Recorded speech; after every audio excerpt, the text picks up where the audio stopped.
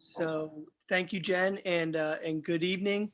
I thought I would start tonight's presentation by sharing a Lenape story called the Wawa Clan. And so Wawa is a Lenape word for wild geese. And in a recent exchange with Chief Robert Red Hawk Ruth, leader of the Lenape Nation of Pennsylvania, he shared with me that he's always used this story to show how we are created to fly high and free and to be in balance with the world around us. So here we go, the Wawa Clan. As each bird flaps its wings, it creates uplift for the birds following. By flying in a V formation, the whole flock adds 71% greater flying range than one flying alone. The lesson here is that people who share a common direction and sense of community can get where they're going quicker and easier because they're traveling on the strength of one another. Fact number 2, when the lead goose gets tired, it rotates back into the formation and another goose flies at the point position. The lesson here is that it pays to take turns doing the hard tasks and sharing leadership. Fact number 3, the geese in formation honk from behind to encourage those up front to keep up their speed. The lesson here is that we need to make sure that our honking from behind is encouraging and not something else. And fact number 4, when one goose gets sick or shot down, 2 geese drop out of the formation and follow it down to help and protect. They stay with it until it is able to fly again. And if we have as much sense as the geese, we too will stand by each other in difficult times, as well as when we are strong.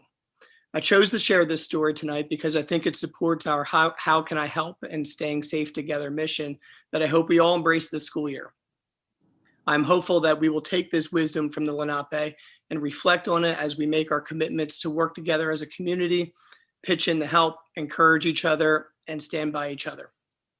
I want to thank the school board for charging administration to conduct this review of the mascot, and I want to thank Dr. Sandville for giving me the opportunity. I'm thanking you because the past few months have been an incredible journey where I met many intelligent and interesting people, heard many fascinating stories and perspectives, and learned so much about the Lenape Indians. This journey over the past few months was filled with many deep and rich conversations, a lot of listening, and the added bonus of a few new friendships. Because of these interactions with staff, students, community, alumni, and members of the Lenape Indian tribe, I feel like I'm better educated, I understand the many perspectives, and as a result, I support the district's recommendation that is before the board tonight. Next slide, please. When we hear the term Indian or Native American, many people may visualize a male warrior on horseback wearing a feathered headdress. However, this depiction is a small drop in the bucket compared to the amazing diversity held within each band, tribe, or nation. The Lenape, which actually means the people, were peacemakers and wisdom keepers.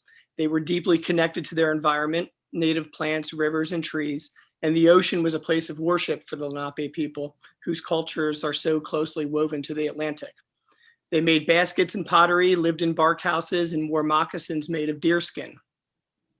They are not to be considered relics or figments of history used for Halloween costumes or mascots. They are people with a rich culture which should be honored and respected. They are people who are here today living a contemporary culture, brimming with the beauty and pain of being indigenous. Next slide, please. We recognize it's time for a change, and for some people this is hard and disheartening, while others it's liberating and exciting. We heard fascinating stories of our very own community members who spent their childhood raking up arrowheads on the farms in our community. And we heard stories about generations of families wearing the same Indian sports uniform and taking so much pride in Unionville High School. Our alumni shared fond memories of the mascot riding on a horse at football games and cheering for each touchdown scored.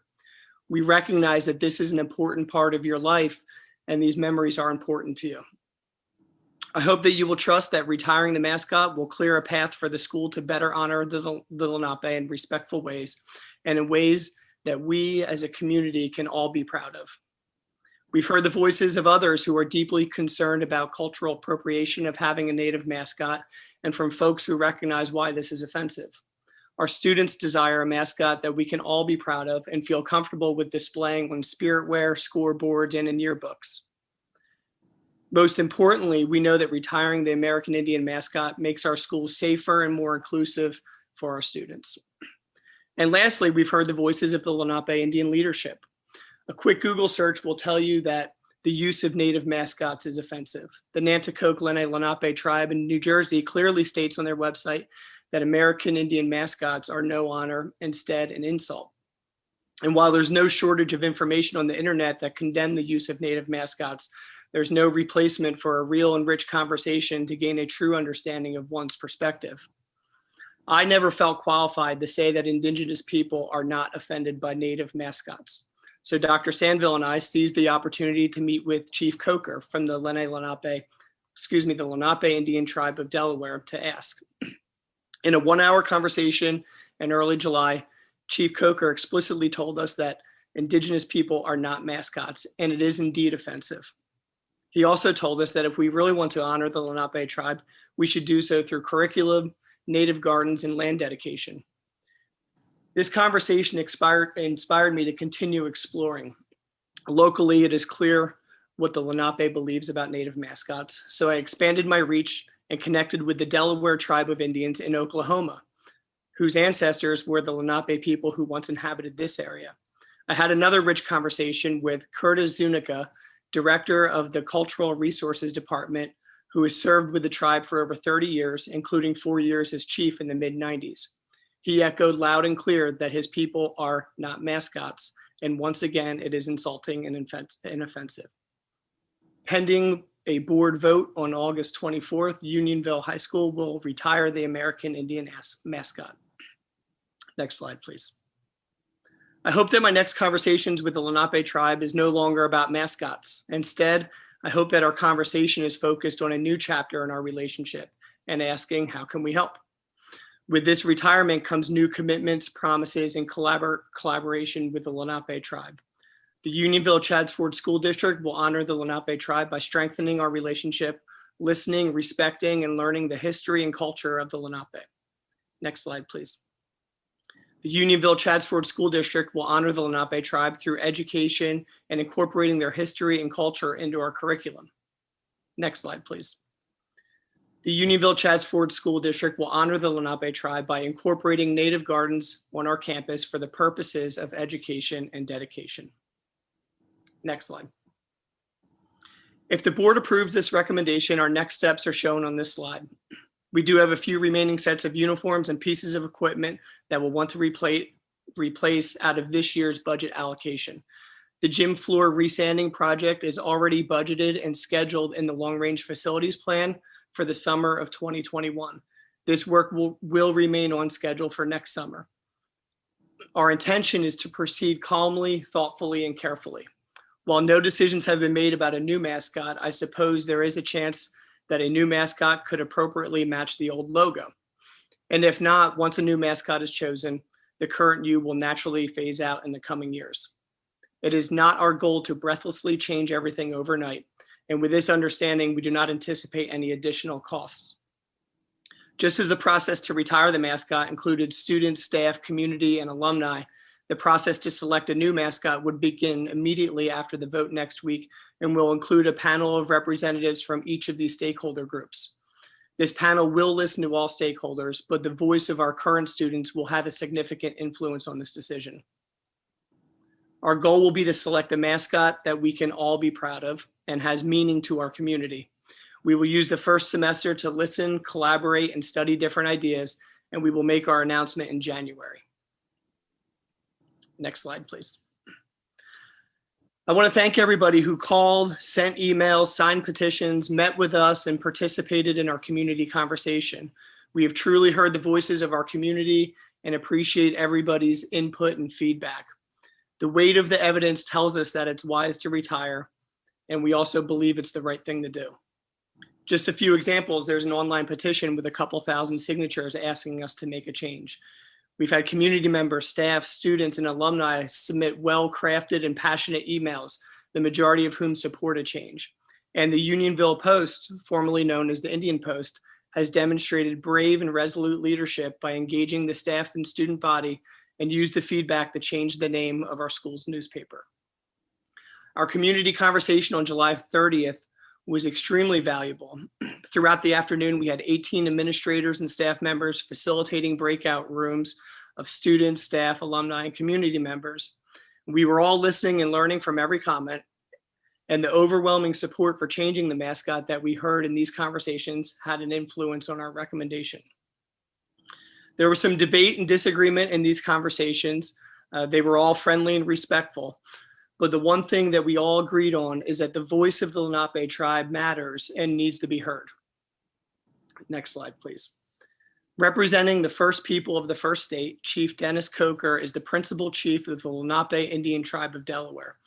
He has been honored to serve in this elected position since 1996.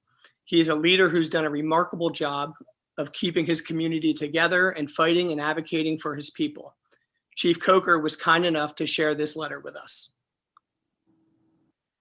The Lenape Indian Tribe of Delaware is a state-recognized sovereign indigenous American Indian nation headquartered in what is now known as Cheswold, Delaware, that is governed by a tribal council elected by the enrolled citizens of the tribe. The 2010 federal census counted 700 people of Lenape descent who reside in our federal census district. As a tribal member of the National Congress of the American Indian, we support the position that the use of American Indian mascots, logos, or symbols perpetuate stereotypes of American Indians that are very harmful and have very real consequences for Native people. The Lenape Indian Tribe of Delaware feels there is no excuse for cultural stereotypes that misrepresent the true nature of a local indigenous culture. For instance, the Lenape, who are considered the grandfathers of the East Coast tribes, were the wisdom keepers and negotiators who were often relied on to settle disputes.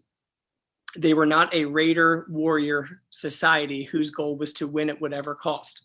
This is not to say they were not a formidable foe, but conflict was not in their nature. If honoring the Lenape is truly the wish of the Unionville High School, the Lenape Indian Tribe of Delaware would be willing to work with the students, faculty, and alumni to achieve an outcome that is based on mutual respect and that emphasizes the positive attributes of the Lenape people, as opposed to a non-factual characterization that suits the needs of a competitive spirit.